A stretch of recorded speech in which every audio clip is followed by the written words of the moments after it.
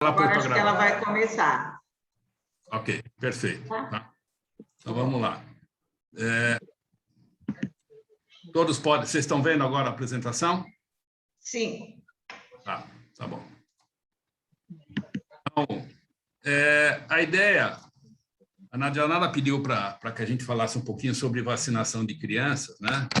E eu achei que a melhor pessoa para falar de vacinação de crianças é o próprio Munir, que está aqui conosco. Mas eu tenho um panorama mundial, e aí a gente chegar um pouquinho na vacinação das crianças e até como a gente está, né? Tanto no país, como nós estamos hoje na região de São Paulo e na região do ABC, e depois chegar em São Bernardo do Campo, tá? Então, eu sei que está todo mundo cansado de número, de ouvir coisas catastrofistas aí, mas eu acho que é importante até para a gente tentar contextualizar um pouquinho até aonde a gente está chegando hoje, né? Então, isso. Fiz uma linha do tempo aqui, não sei se vocês vão se recordar, 30 de dezembro de 2019, olha como essa pandemia mexeu com a gente, né? Parece aquele alerta lá naquela cidade da China, né?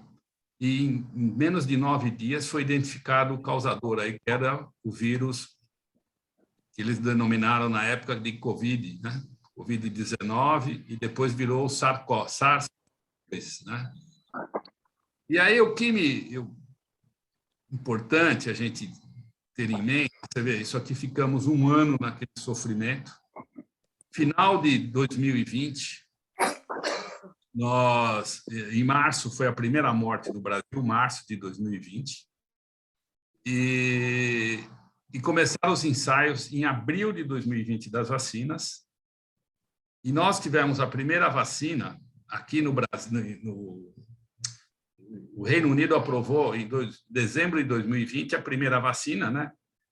E em janeiro, dia 16 de janeiro, foi a primeira vacinação feita no Brasil.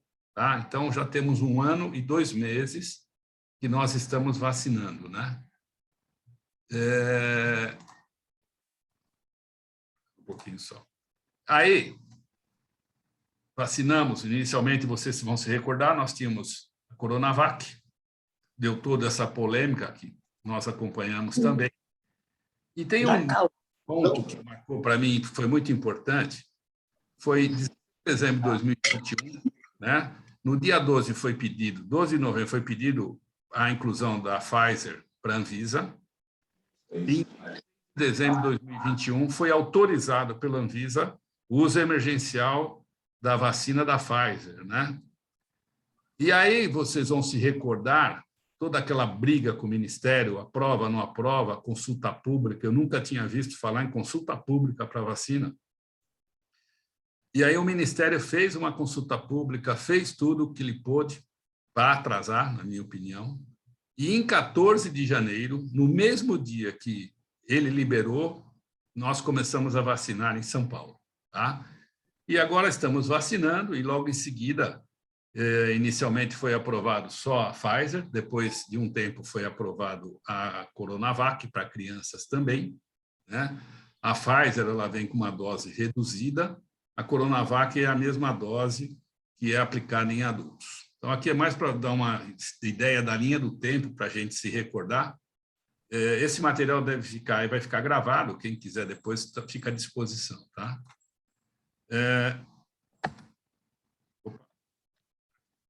Aqui é o panorama do mundo.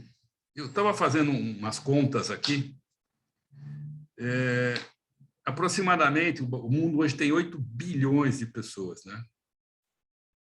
Nós tivemos 445 milhões de casos até agora. Isso que nós temos confirmados pela Organização Mundial de Saúde. Nós sabemos que provavelmente o número é muito maior. Isso equivale a mais ou menos 5% da população mundial. Tá? E nós tivemos 5 milhões, quase 6 milhões de óbitos no mundo. É uma proporção assim impressionante, né? Uma letalidade extremamente alta, se a gente for analisar, também. muito parecida com o que houve lá atrás, na grande gripe, se bem que lá os números não eram... não vou nem falar que esses nossos números hoje são tão precisos, né? Mas eles os de lá são mais ou menos estimados, e a gente acredita que há uma subnotificação muito importante. E aqui a situação nos vários continentes. A Europa tem hoje 764 milhões de habitantes. Então, se a gente analisar o contingente da Europa, a Europa hoje ela tem praticamente 764 mil habitantes, 764 milhões de habitantes com 183 milhões de casos. Quase um quarto da população europeia, né, se contaminou. Então, é um dado significativo, se a gente for analisar. As Américas têm 1 bilhão de habitantes, com 148 milhões de casos.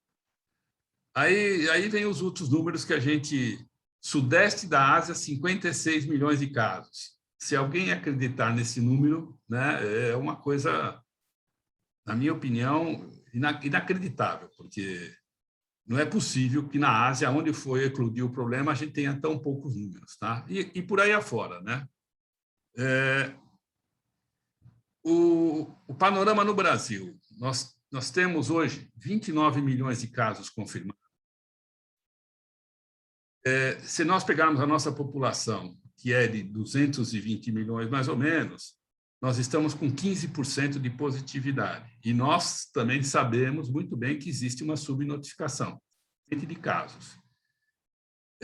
E temos uma média diária de casos novos ao redor de quase 16 mil casos novos todos os dias. Tá? Temos um acumulado de óbitos da ordem de 652 mil casos, mil óbitos acumulados. Isso equivale a uma letalidade de quase 1,5%. Quer dizer, 1,5% não, 3% mais ou menos. Também é alta, bem alta. Tá? Vamos lá. Esse aqui é o panorama do estado de São Paulo. Esse gráfico eu peguei hoje. Como a gente pode ver, no estado de São Paulo nós temos 5 milhões de casos e temos 165 mil óbitos. Tem uma letalidade importante, 3,3%. Aqui no ABC nós estamos girando com uma letalidade, alguns municípios mais, outros menos, ao redor de 3,5%, 3,4%. Tá? E esses números aqui, ele podem mostrar bem, essas aqui são as semanas epidemiológicas, né? Então, primeira semana de janeiro, e ela veio crescendo, na quinta semana chegamos a 14 mil, quase 15 mil casos, e ele vem caindo. Tá?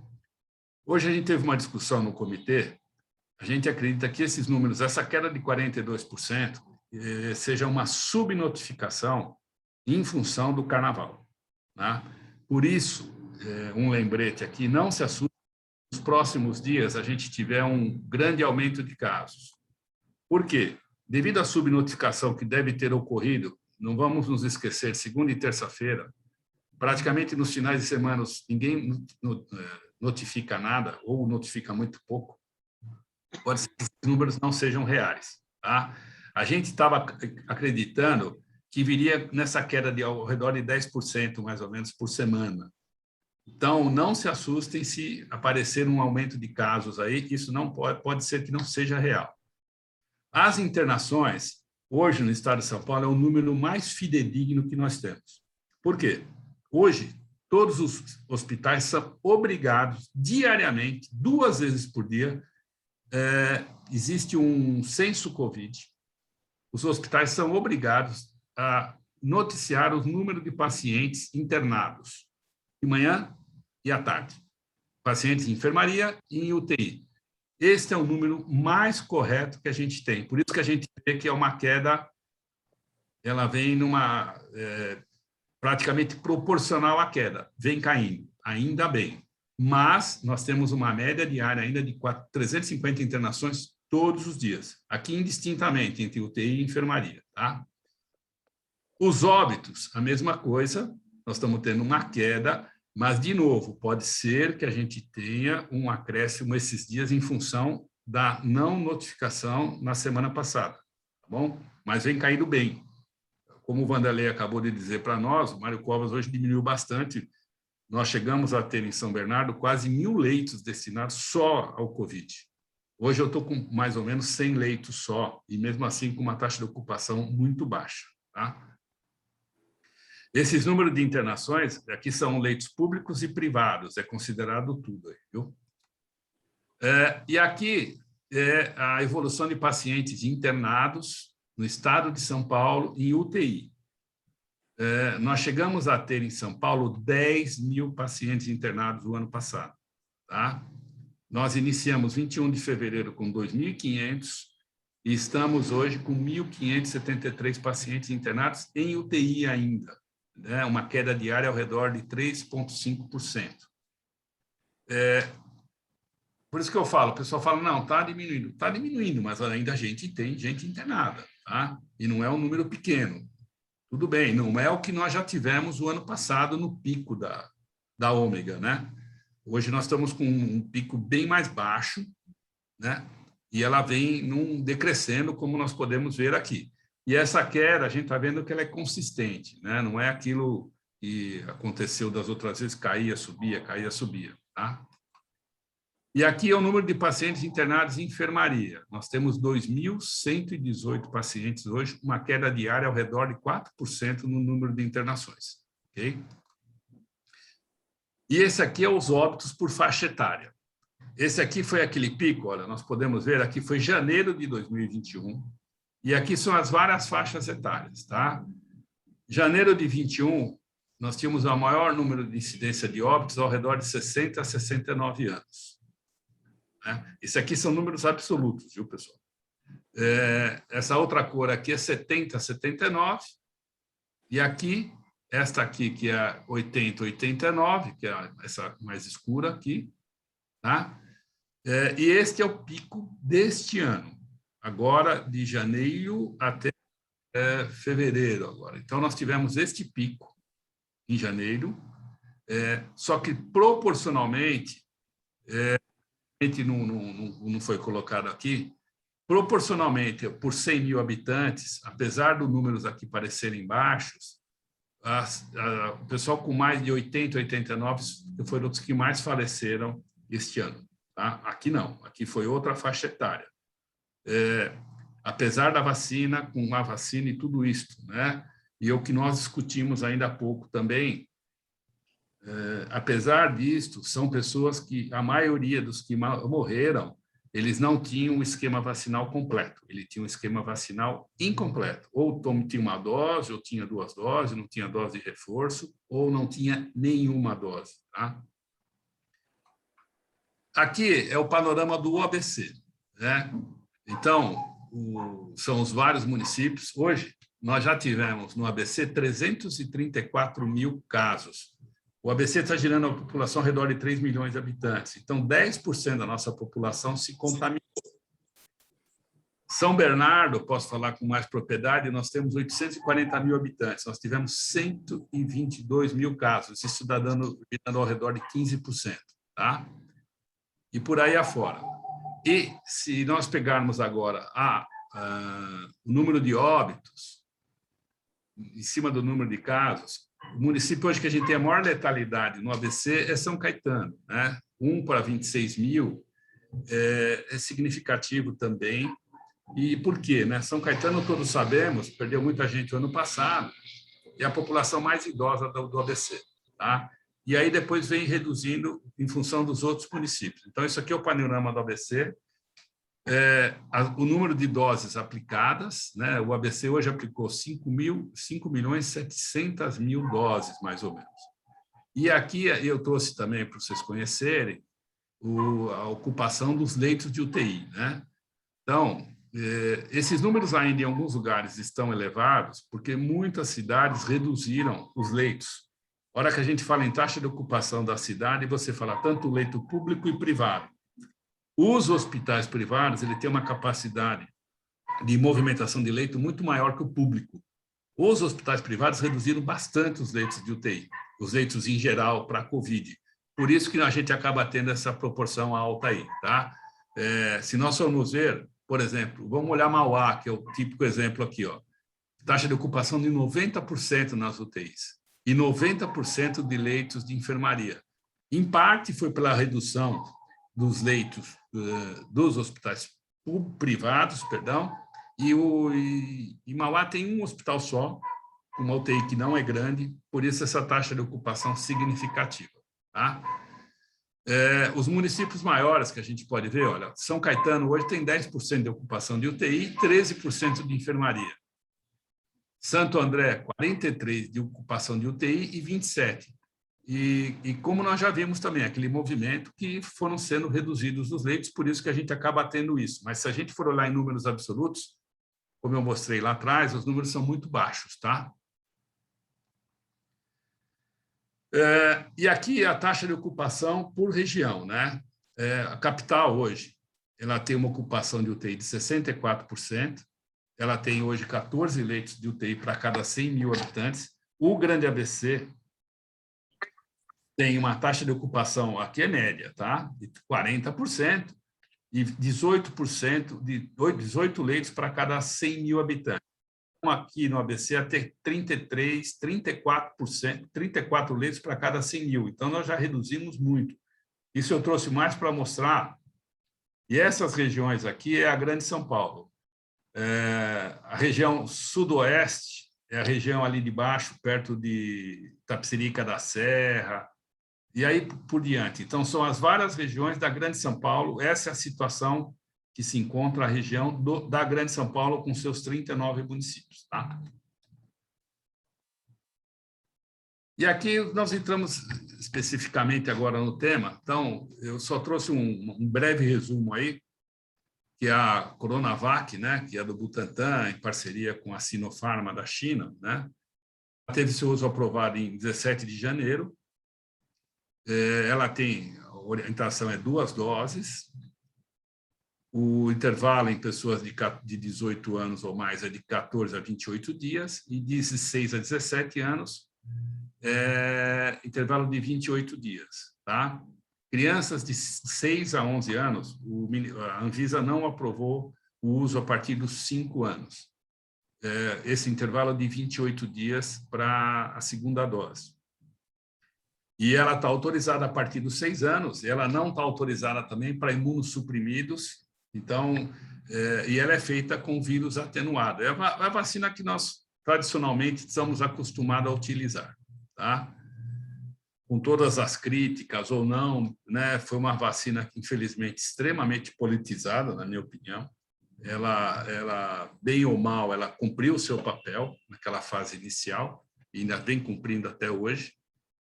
Mas, infelizmente, nós vivemos no país aí, esse ano, esses 2 últimos anos, uma guerra de narrativas, né? Isso eu acho que foi extremamente prejudicial, continua sendo até hoje, né?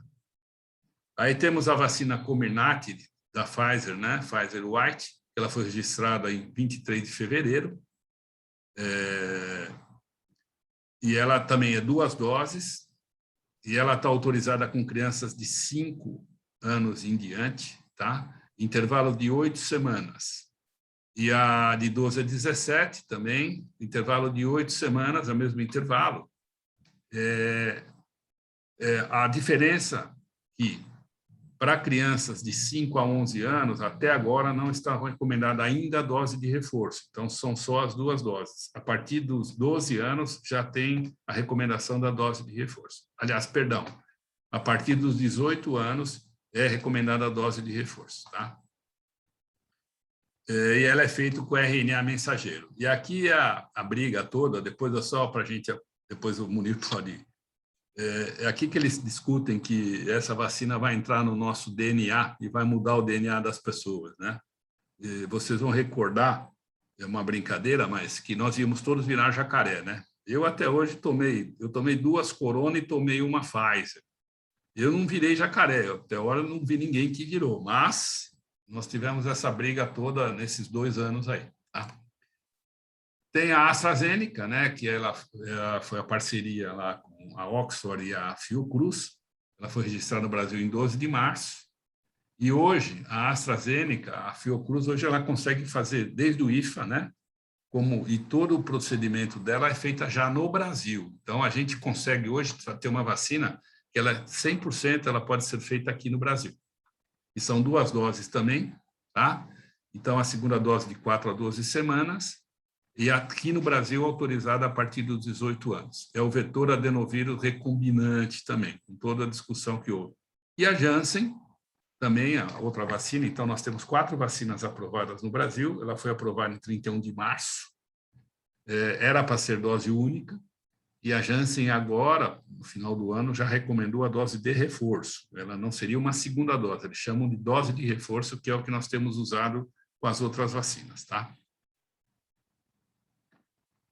A terceira dose foi introduzida exatamente por isso, que eles começaram a observar, depois de um certo período, começou a haver uma queda de anticorpos. Então, foi estimulado, e foi preconizado, e ainda é essa terceira dose. E esse é um grande dificuldade, hoje, um grande problema que nós temos tido.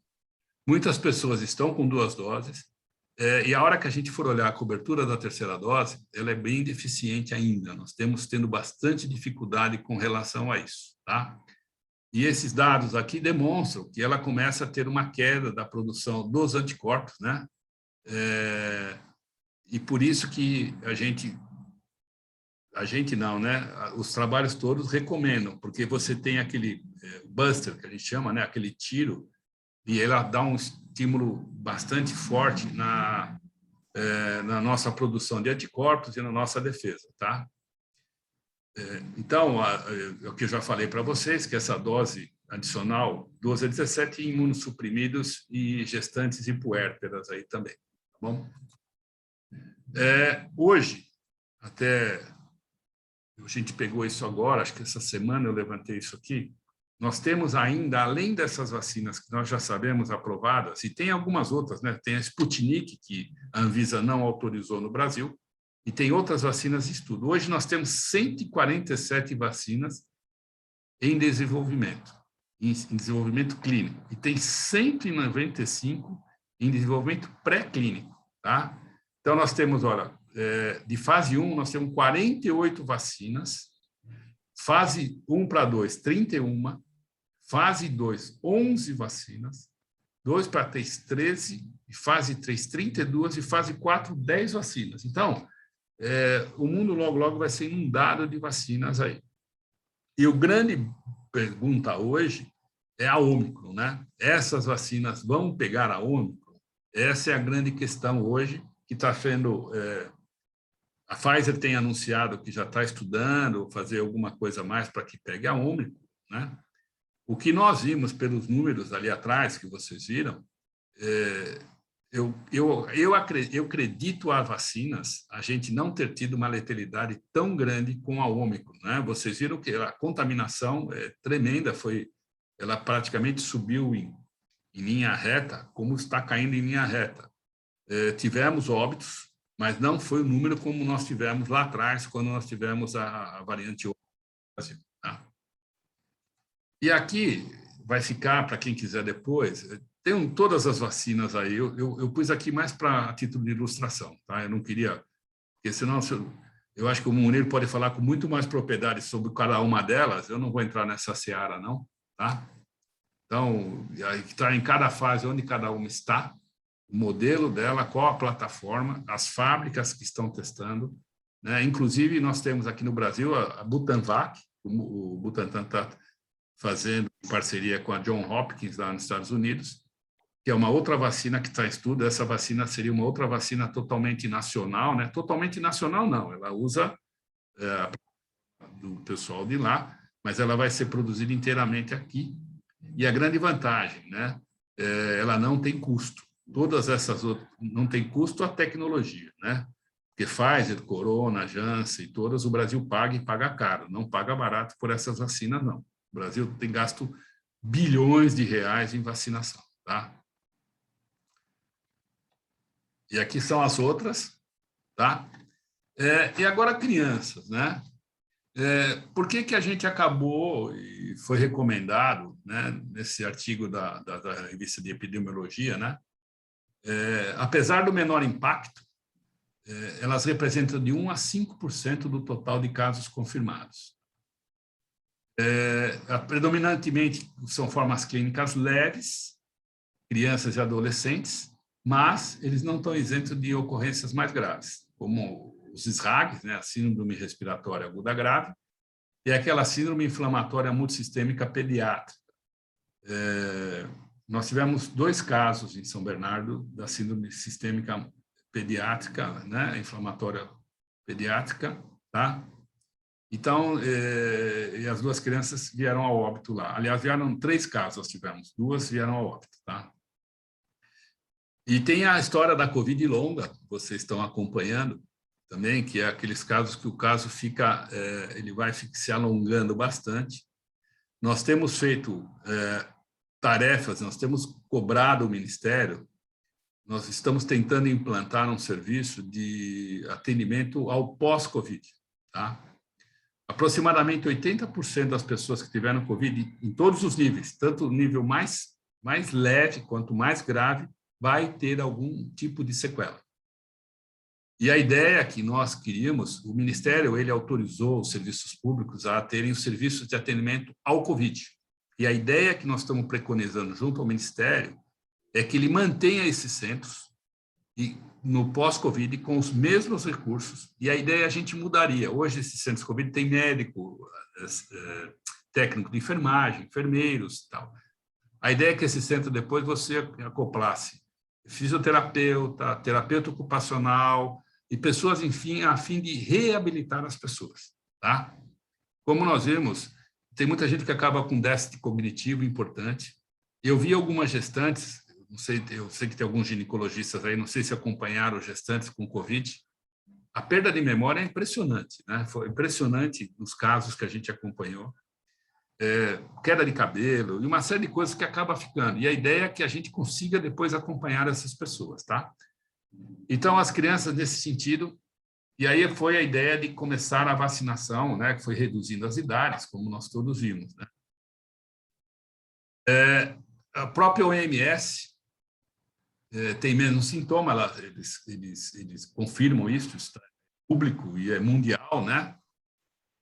E aí a gente tem que sempre considerar, e aí eu acho que foi a grande briga, né?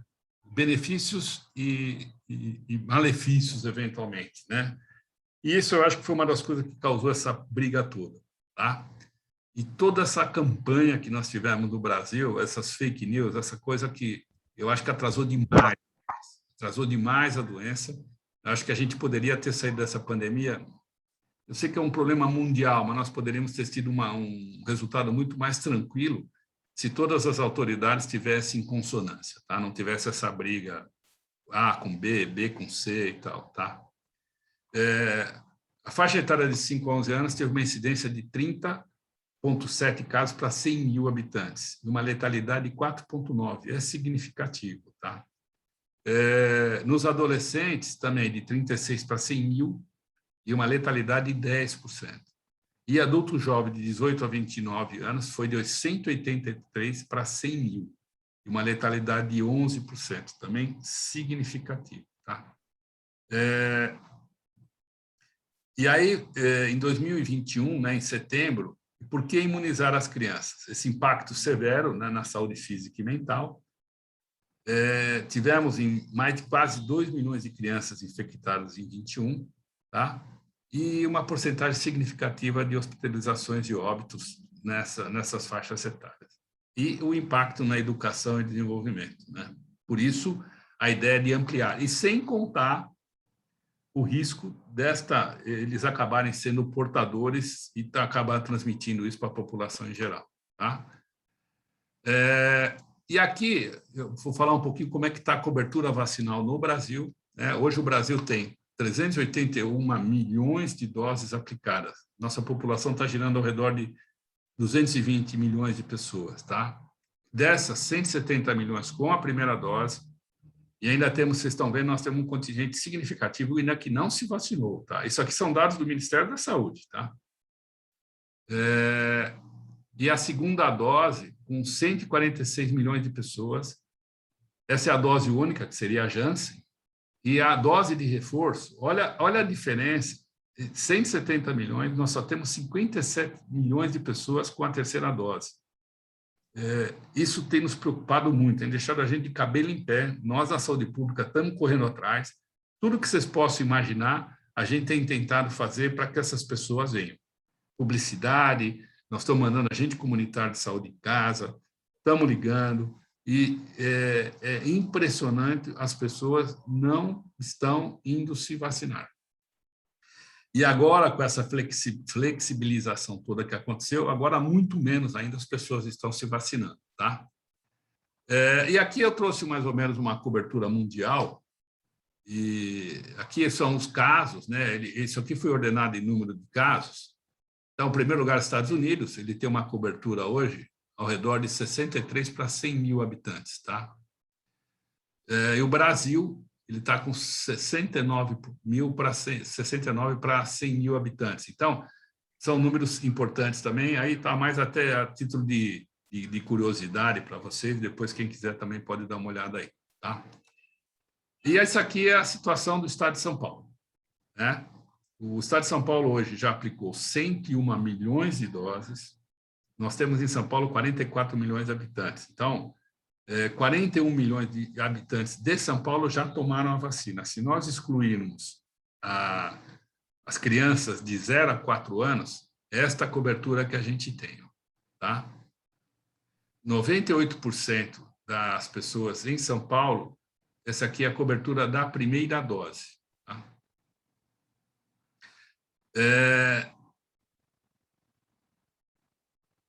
É isso aqui. Se a gente pegar a população elegível, 92% já tomou a primeira dose. Então, esses são números impressionantes. Tem alguns pediatras conosco aqui, sabem disso hoje. Nós estamos lutando no Brasil, tem uma meta ao redor de 95%, que seria a cobertura ideal. Nós não estamos chegando a algumas vacinas a 75%. Por incrível que pareça, a polio, nós que somos mais velhos, vamos lembrar, nós sempre tivemos algum amigo com sequelas da polio. A polio hoje nós não estamos batendo 80%. Então, e as outras vacinas muito menos. A pandemia, então, assustou ainda mais as pessoas.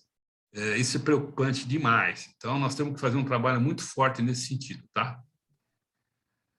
O esquema vacinal, que seria com as 2 doses, 89% das pessoas com 5 anos ou mais, tá?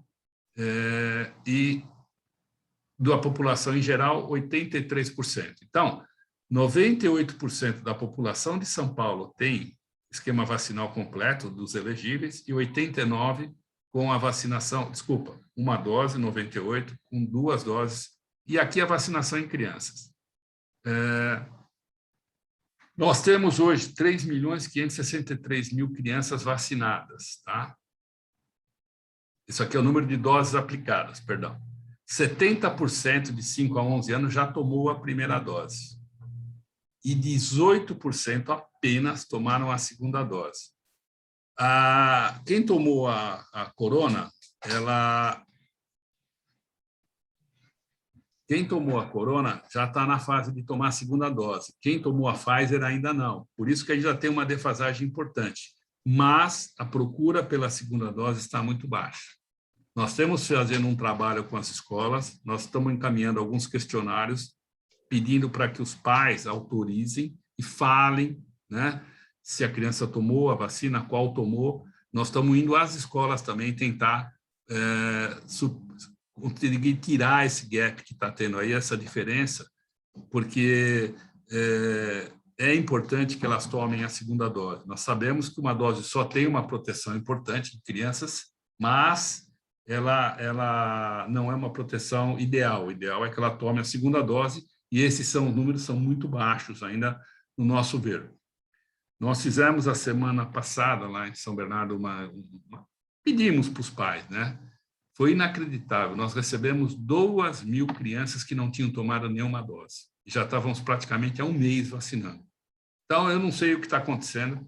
É muito engraçado, porque o pai botou o documento, ele autorizou vacinar o filho na escola, mas ele não foi vacinar a criança nos postos. Então, eu não consigo entender o que está passando na cabeça das pessoas. Tá? Esses aqui são meus números lá de São Bernardo. Eu tenho uma cobertura hoje, no geral, aqui está por faixa etária, tá? 95% da população com mais de 5 anos ou mais, já tomou a primeira dose. A vacinação de crianças, vamos pegar de 5 a 11 anos, 80%, e das outras faixas aqui. Agora, olhem a segunda dose. Estamos com uma faixa etária abaixo de 18 anos, de 19 anos, 80, 85, tá? 12 a 15, 82. É uma cobertura boa, mas não é ideal, né? Se você vê, essa faixa etária já faz tempo que deveria ter tomado a vacina e não tomou, tá? Eu tenho em São Bernardo aproximadamente 74 mil crianças na faixa de 5 a 11 anos. Então, nós temos um número importante, 57 mil, tudo bem, vamos olhar por aqui. Faltam 13 mil crianças ainda nessa faixa etária tomar a primeira dose. E aqui nós temos 57 mil. Pode ser que ainda não chegou, como eu falei para vocês, da Pfizer. Mas é um negócio que nos preocupa, tá? A dose adicional, então, olha a diferença aqui. Como é que ela está? Ó. Nós temos uma faixa de abaixo, vamos pegar 45, 49 para baixo. Olha os números, como a cobertura ela não é ideal, ela é baixa, muito baixa. Então, isso também nos preocupa. Nos preocupou, espero que essas pessoas venham ainda a vacinar, mas como nós estamos vendo, com essa flexibilização toda, eu imagino que a gente vai... provavelmente as pessoas vão esquecer que elas têm que tomar a terceira dose eventualmente, tá?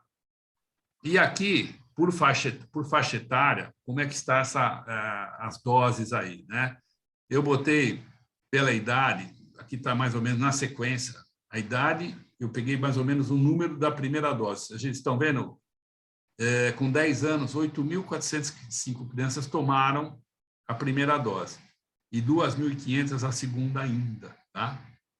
E aí, por aí afora, a gente fez a conta, eu fiz aqui por faixa etária também, né? Você vê 5 anos, que teoricamente é a mais baixa, nós estamos com 7 mil crianças que tomaram e apenas 7. Então, nesta faixa aqui, a gente vê claramente, a ideia de colocar isso aqui, essas crianças tomaram Pfizer.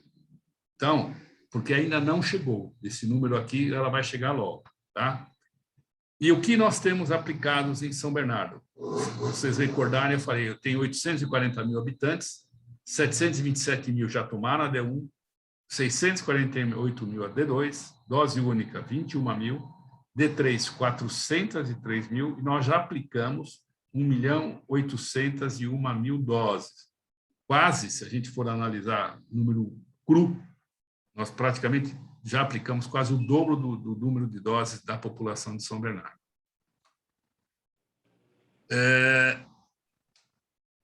E nós todos sabemos, nós somos médicos, a maioria, acho que todos aqui são médicos, a imunização foi o diferencial, acho que, da humanidade, né? Acho que foi os medicamentos, acho que o antibiótico e a vacina. A vacina, acho que fez a gente ter essa longevidade que nós estamos tendo hoje, né? Fora todo o nosso conhecimento de doenças, mas a imunização é importante. Infelizmente, nos últimos tempos, a gente acabou tendo... Nos últimos tempos, estou falando desses últimos 2 anos, né? E essas campanhas anti-vacinas aí. E o pior é que o pessoal tenta atingir a vacina do Covid e acaba atrapalhando as outras vacinas também. Isso é extremamente preocupante, é assustador, na minha opinião. Tá? Nós temos que reverter este quadro. Não é possível que a gente tenha coberturas vacinais abaixo de 80%, abaixo de 70%. Não dá para acreditar isto num país como o nosso, que a população nunca se recusou a vacinar a si e a seus filhos, né? Tá? E aí, falar aqui, o apoio governamental, a gente pode até pedir, né? Mas eu imagino, nós todos acho que quase todo mundo agora é viciado em WhatsApp, né? Ou a maioria. A gente recebe, em média, umas 50 mensagens todos os dias criticando a vacina, né? Eu acho que isso foi péssimo. Agora, com a vacinação de crianças, pior ainda. Então, eu acho que a gente tem que fazer um trabalho muito forte para que reverter isso daí. E principalmente agora, né? Como eu comentei lá atrás, eu sempre imaginei, eu acho que quando a sociedade passa por um período de sofrimento forte, as pessoas saem melhor disso, né? Infelizmente, o ser humano só aprende com o sofrimento. E não é o que nós vimos, né? Agora que a gente viu baixar os números, estamos vendo baixar os números praticamente no mundo inteiro, estoura uma guerra, né? Então, eu não sei o que o ser humano aprendeu nesses últimos 2 anos aí. Tá? Espero que a gente aprenda a ter uma complacência maior com o ser humano e viver um pouco mais essa vida que é tão curta, né? Se a gente for pensar no tempo de existência da humanidade, a vida é tão curta e uma pandemia dessa nos deixa a gente extremamente preocupado, tá? E um último lembrete, eu vi os números hoje também, por incrível que pareça, né? A Coreia do Sul foi um país que teve um número muito baixo de casos. A Coreia do Sul hoje está num pico, aquele pico que nós tivemos há um mês atrás. Interessante, né? Demorou, mas chegou. E essa é a Ômicron, nessa coisa que ela vai de uma forma maluca. E o que a gente está torcendo é que a gente, daqui para frente, não tenha novas variantes tão agressivas ou tão contaminantes quanto foi a Ômicron. Tá? Ela não é que ela foi menos letal, né? Ela morreu muita gente. Vocês lembram, nós há um mês e meio atrás, não tinha uma pessoa que não conhecia 1 ou 2 pessoas que estavam com Covid. Ainda está acontecendo, mas num número muito, muito mais baixo. Tá? E é isso aí. E aí, para finalizar, eu acho que essa frase de Pasteur ela vem muito bem a calhar no momento que nós estamos vivendo. Né? Os benefícios das ciências não são para os cientistas, e sim para a humanidade. Eu acho que essa frase acho que é extremamente emblemática e eu encerro por aqui. Fico à disposição. Se alguém depois, acho que se tiver alguma dúvida, acho que vai permitir uma conversa, Nadia Nara. Acho que é isso. Obrigado. Irem aí. Tá? Deixa eu sair daqui. Geraldo, tem uma pergunta no chat. Deixa eu me achar aqui, deixa eu voltar aqui, peraí. Ela pergunta se crianças que tiveram Covid no início do período de vacinação, qual a recomendação de tempo de espera pós-recuperação para ir vacinar? E se existe algum protocolo, deixa eu subir aqui, deixa eu baixar aqui, né? Algum protocolo ou recomendação para crianças com doença autoimune e qual vacina utilizar?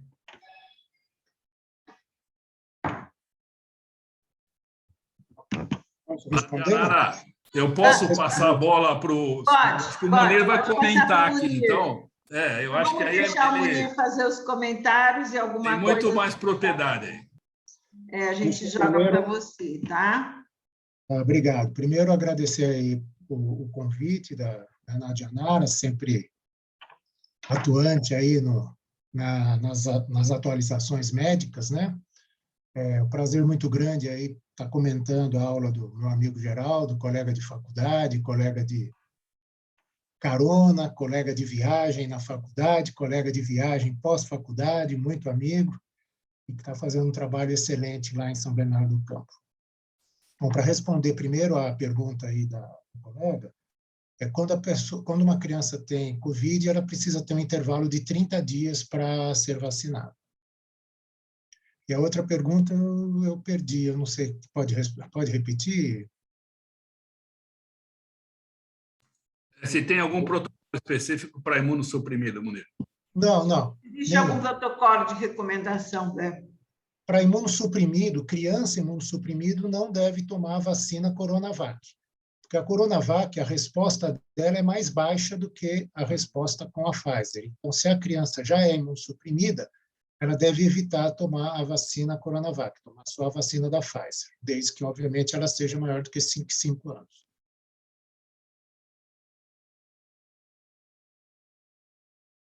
É isso?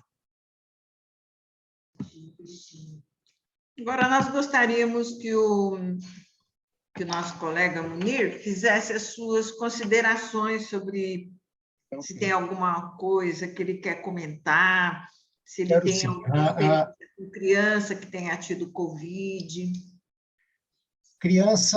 As crianças, apesar de terem muito pouca doença grave, morreram muitas. Foram 1.450 crianças que morreram durante a pandemia. Isso é mais do que qualquer doença que tenha proteção por vacina. Muito mais que meningite, muito mais do que sarampo, muito mais do que varicela, muito mais do que todas as outras doenças juntas. Só perde para acidente automobilístico.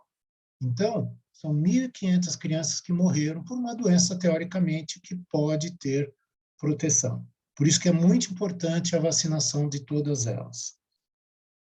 Uma preocupação que eu recebo muito no consultório é com o eventual efeito colateral das vacinas. A vacina Coronavac praticamente não tem efeito colateral. Por isso que é uma vacina muito segura, apesar dela não ter uma eficácia tão grande. A eficácia melhor é da Pfizer, mas sempre tem aquela pergunta do efeito colateral da miocardite. A miocardite pós-vacina é muito rara. A taxa de incidência de miocardite antes da pandemia, miocardite por outros vírus, é em torno de 1 a 3 casos para cada 100 mil pessoas. A incidência de miocardite pós-vacina da Pfizer, é de 1 a 4 para 100 mil pessoas. Quer dizer, na realidade, é um pouquinho a mais do que a chance que uma criança tem de ter miocardite por outros vírus.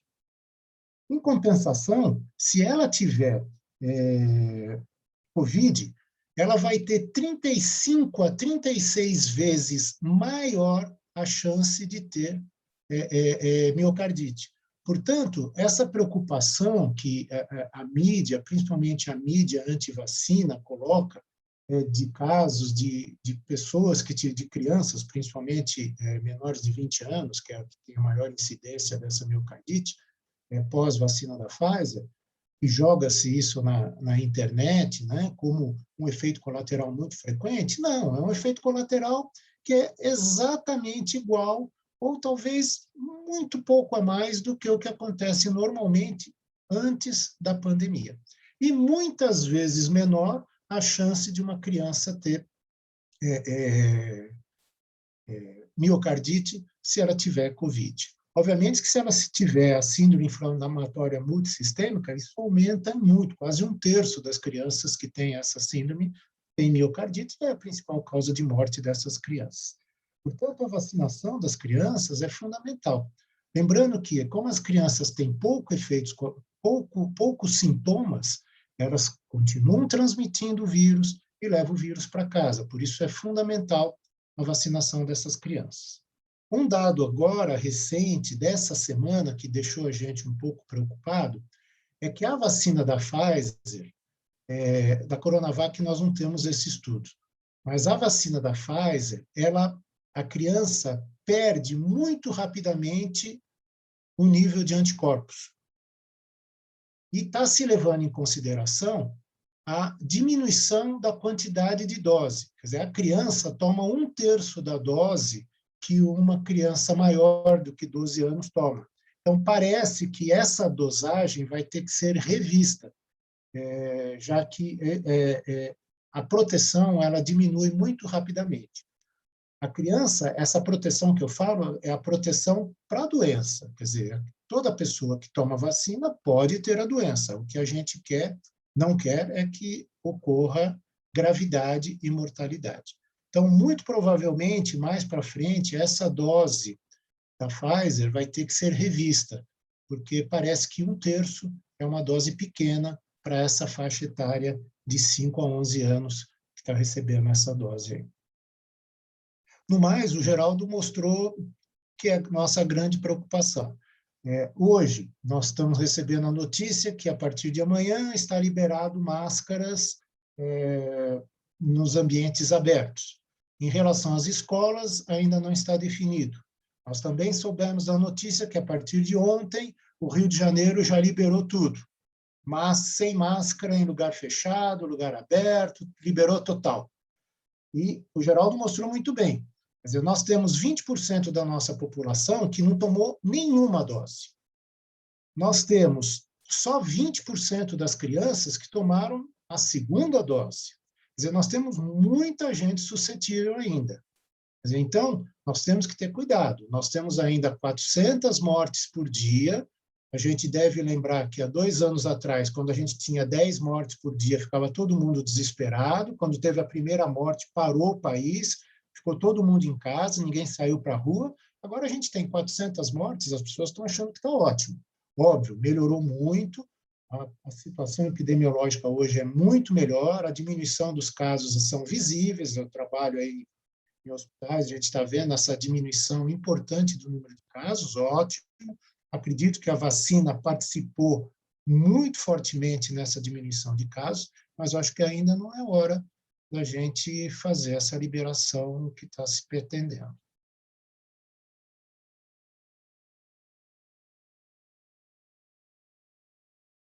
Tem uma pergunta sobre doença autoimune.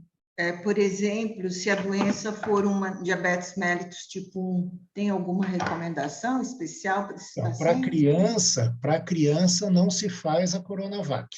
A Coronavac é contraindicado em pessoas que têm deficiência imunológica. Aí então, só a Pfizer.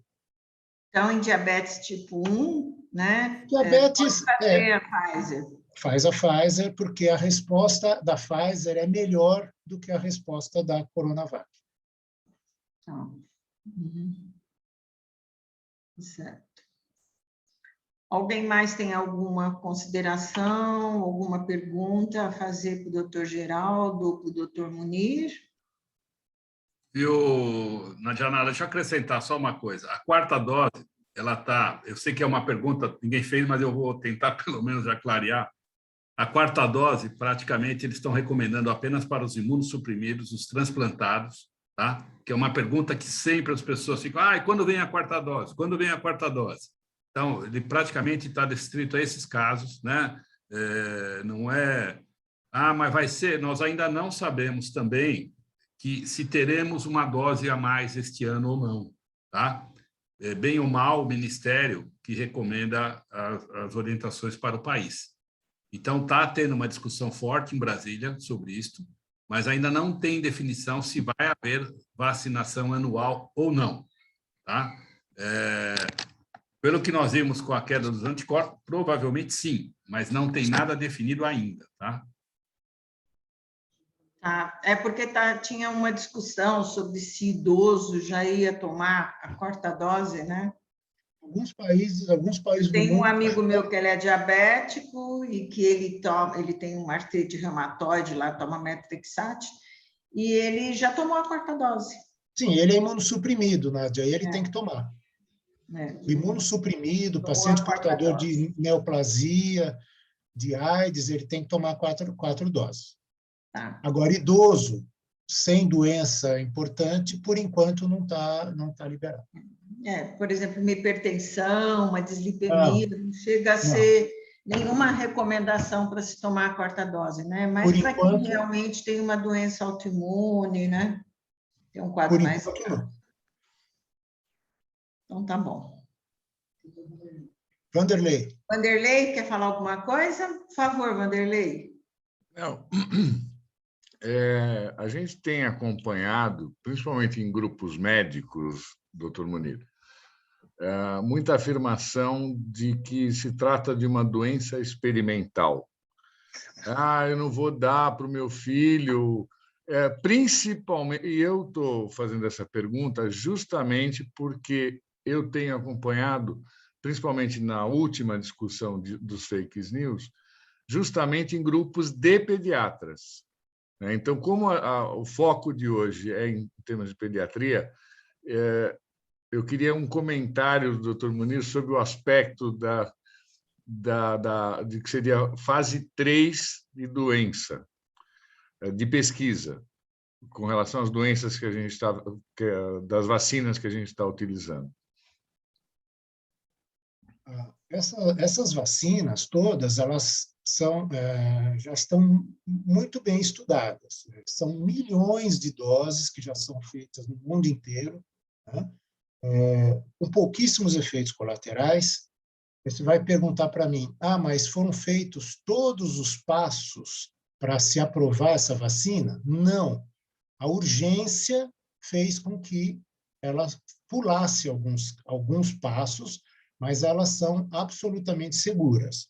A fase 4 é a fase que a gente está fazendo agora. Quer dizer, o Brasil já está aplicando milhões de doses. E os efeitos colaterais, baixíssimos. E qual é o grande resultado? Essa queda importante no número de casos, né? Por que essa cepa atual ela produziu menos doença? Porque ela está atingindo uma grande parcela da população já vacinada, né? Infelizmente, nenhuma vacina vai impedir doença. O que a gente não quer é doença grave, doença que faça a pessoa ir para a UTI ou morrer, né? Todas as vacinas disponíveis, nenhuma delas dá 100% de proteção. Nem a de catapora, nem a de sarampo, nem a de febre amarela, mas elas dão uma proteção muito importante, quer dizer, 90%, 95%. Infelizmente, na vacina de Covid, nós não temos essa proteção, porque é um vírus que tem mutação. Muito parecido com o vírus da gripe, que a gente tem que tomar vacina todo ano porque o vírus se modifica. Acredito que, como o Geraldo já falou, nós vamos ter que tomar novas doses mais para frente. O vírus está em mutação. E os laboratórios já estão preparados para eventual troca de receita, vamos dizer assim, das vacinas. Tem um monte de vacina sendo estudada, um monte de vacina sendo testada. Muito provavelmente, nos próximos anos, a gente talvez não estejamos mais falando de Coronavac, de Pfizer, nós temos vacina, às vezes, até melhores do que essa que a gente tem hoje. Mas hoje nós não temos que discutir, gente. A pandemia está aí, morrendo 650 mil brasileiros em um ano e pouco, em um ano, em 2 anos, 150 mil, 1.500 crianças. Quer dizer, não dá para se brincar com uma coisa dessa. Enfim, não dá para ter 100% de unanimidade. Infelizmente, em tudo no mundo, existe os do contra. Mas contra a ciência, eles podem sapatear quanto eles quiserem, porque não vai ter como contradizer o que os trabalhos do mundo todo, com milhões de doses, enfim, está sendo produzidos, e não tem por que a gente ter esse tipo de dúvida. Só tem essa dúvida quem nega a doença, quem é contra a vacina, e aí tem outros motivos políticos, enfim, a gente não vamos entrar em detalhe aqui na reunião.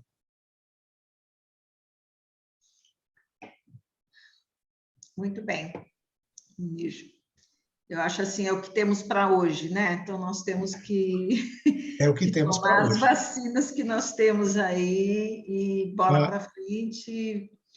Realmente diminuiu bem, né? Eu achei que o benefício da vacina foi muito importante, diminuiu bem, assim, o número de mortalidade, né? As pessoas não morrem, mas as pessoas não estão mais assustadas com o vírus como estavam no começo, né? A outra opção é não ser vacinado, mas é o que a gente está vendo hoje no hospital. Se a gente vai ver as pessoas internadas, são as pessoas que não estão vacinadas ou estão incompletamente vacinadas. Ou, eventualmente, o que a gente vê também são muitos idosos que já têm várias comorbidades, mesmo tendo sido vacinados, né? Às vezes morrem com Covid, não do Covid, né? Então, é isso. Aí eu queria, dos pediatras que estão ouvindo aí, o que eles acham sobre as escolas. Escola, as crianças vão para a escola com máscara, sem máscara, espera acabar a vacinação. O que o pessoal da pediatria acha? Deve ter pediatra. Wilson, Avanzo, Hélio Krakauer. Eu vi que eles estão aí Eles estão. A Alice poderia falar também, né?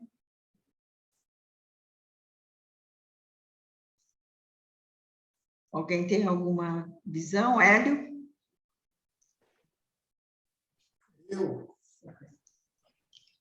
Olha, eu sou favorável, lógico, tenho apoiado a vacinação e converso com as mães e falo assim, o que a gente tem visto no consultório, as crianças vindo com resfriadinhos, com diarreias, com quadros bastante leves. E eu pergunto para a mãe, o que você faria há 2 anos atrás? Você ficaria com seu filho em casa? Porque não dá para ficar fazendo exame em todas as crianças que vêm com a gente. Não é mais possível o tempo inteiro ficar fazendo exame. Então, eu tenho orientado a volta às aulas o melhor possível, porque o problema psicológico que nós pegamos no consultório com as crianças que ficaram 2 anos em casa, nossa, perda de massa muscular, eu nunca vi isso, adolescente que não consegue mais subir escada, obesidade, criança que ganhou 14, 17 quilos em 1 ano, mandei pelo menos 3 crianças para psiquiatra, com tentativa de se matar, né? Fora as crianças com ansiedade, depressão, um monte. Então, a volta às aulas também tem um fator muito importante no sentido psicológico das crianças. E, realmente, na prática do pediatra, nós vimos muito poucos casos graves. E qual seria, assim, por exemplo, a sua postura agora com essa história de tirar máscara das crianças na escola? Porque vão começar a dizer que não precisa de usar. O que você acha? Considerando o último trabalho, que mostrou que principalmente as máscaras de pano não funcionam. As máscaras chinesas funcionam muito mal. As crianças não vão usar N95 na escola. Eu não sei, e crianças pequenas realmente não vão usar, elas arrancam todas as máscaras. Então, eu acho que, nesse momento, eu sou favorável ao retorno para a escola e eu acho que o que vai acontecer na vida real? Uma coisa que eu acho que nós temos que começar a colocar na cabeça das pessoas, não só das crianças. Você está doente? Usa máscara. Você vai pegar transporte público? Usa máscara. Na rua, pode ficar sem máscara. Se você está bem, fica sem máscara. Agora, se você está doente, comece, como o japonês, começar a usar máscara como proteção às outras pessoas. Acho que é isso aí mesmo. Você concorda com isso? Sim, exatamente. É isso mesmo. Eu creio, viu, se você permitir, Nádia, eu creio que uma das recomendações que vai sair agora aqui em São Paulo, o pessoal do comitê é muito mais comedido, vamos falar assim. Espaços fechados, a ideia é que máscaras sejam mantidas, né? Espaços abertos, eu acho que não faz mais nem sentido. Todo mundo deve ter ido para a praia, você vai em qualquer lugar, máscara. Nem dá, né? Nadar de máscara. Temos alguns eventos agora, a gente fala para os estádios de futebol, o cara tem que, para comprar o ingresso, ele tem que botar a vacina. Só que chegar lá, tem 70%, só que os caras se juntam tudo numa arquibancada só, né? Tem umas coisas que é difícil você controlar. E o que me preocupa também, é bom que os colegas estejam preparados, nós já estamos observando. Veja, tudo que ficou parado, as pessoas vão querer resolver nos próximos 2 meses. Nós, médicos, aí vamos ter vocês já devem estar vendo, eu imagino os colegas em consultório devem estar tendo uma avalanche de coisas, né? Eu brinco sempre, o SUS, durante a pandemia, virou a coisa mais bonita do mundo, né? Bastou melhorar um pouco todo aquele exame que ficou atrasado, a cirurgia, o cara quer fazer anteontem, né? Ele esquece que ficamos 2 anos praticamente. Então, tem muita coisa represada aí, que vai vir agora, nós vamos ter o outro lado, que vai ser esse outro lado da moeda, que essas pessoas todas que não foram atendidas, exames atrasados, vão querer resolver, tá? E eu passei aí, viu, Nádia, depois você dá uma olhada, Munir também, passei no zap de vocês, a consequência desses 2 últimos anos nas outras vacinas, aquilo que eu falei há pouco aí, tá? O quanto que caiu a cobertura vacinal. Absurdo, dados aí internacionais, inclusive, o que aconteceu no país nesses últimos 2 anos com cobertura vacinal das outras vacinas. Uma coisa que a gente observa é que aqui no Brasil ainda existe a cultura de vacinação, né? Coisa que não existia na Europa, né? Por isso que lá a coisa ficou meio pesada, né? Aquela confusão toda das pessoas saindo na rua, não querendo se vacinar. É isso, Munir? Aqui nós sempre tivemos essa cultura de vacina no posto de saúde, né?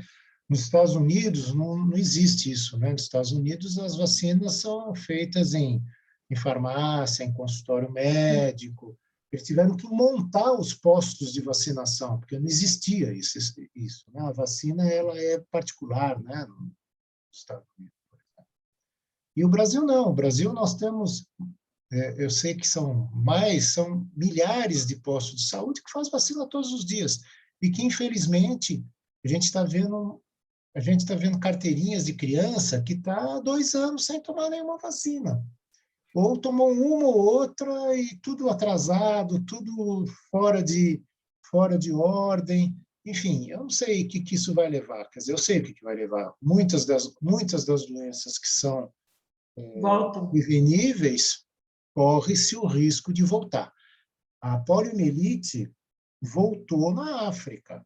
A África já está contando casos de poliomielite. Enfim, nós temos esse risco, né? Outro problema que a gente vê com o coronavírus é a diferença de cobertura vacinal. Quer dizer, então, se nós estamos falando aqui de 70%, 80% da nossa população vacinada, na África não dá 10%. Gente. Então, enquanto o mundo não estiver protegido, nós temos circulação de vírus. Quando esse vírus circula, ele se multiplica. Na hora que ele se multiplica, ele pode ter mutação. E na hora que ele tem uma mutação, pode virar um vírus bobinho ou pode virar um vírus mauzinho. Isso a gente não sabe o que vai acontecer. Portanto, eu acho que os países mais desenvolvidos do mundo, que está sobrando vacina, que já fez terceira, já fez quarta dose, tem que fazer um esforço para encaminhar vacinas para esses países que não conseguem vacinar. Como o Geraldo falou, é uma vacina cara, né? Porque se a gente não bloquear a circulação viral, vai acontecer o aparecimento de nova cepa. E aí tudo pode acontecer, pode até ser que a vacina que a gente tem hoje não funcione numa próxima cepa. Enfim, por isso que antes da gente pensar em quarta dose, a gente tem que estimular a vacinação da segunda e da terceira em quem não tomou, vacinar as crianças e, se eventualmente estiver com vacina, tem que fazer e oferecer para as pessoas que não foram vacinadas de outros países, dos países mais pobres, que é a única alternativa que a gente tem de acabar com a pandemia. Inclusive, no gráfico que ele colocou de países atingidos ou de continentes atingidos, na África, você viu uma quantidade pequena, aquilo é subnotificado. É porque não faz exame, Nádia. Não faz exame. Quer dizer, se não faz exame, você não faz diagnóstico. Se não faz diagnóstico, fica sem caso. E lá também morreu em terra, né? Porque nem... E na Ásia também, na China, acredita-se que seja aqui? Na Índia, na China, nesses países hiperpopulosos e com uma pobreza muito grande, esses pacientes têm doença, morrem. Pronto, ficou por isso mesmo. Ninguém vai fazer diagnóstico, não vai se notificar.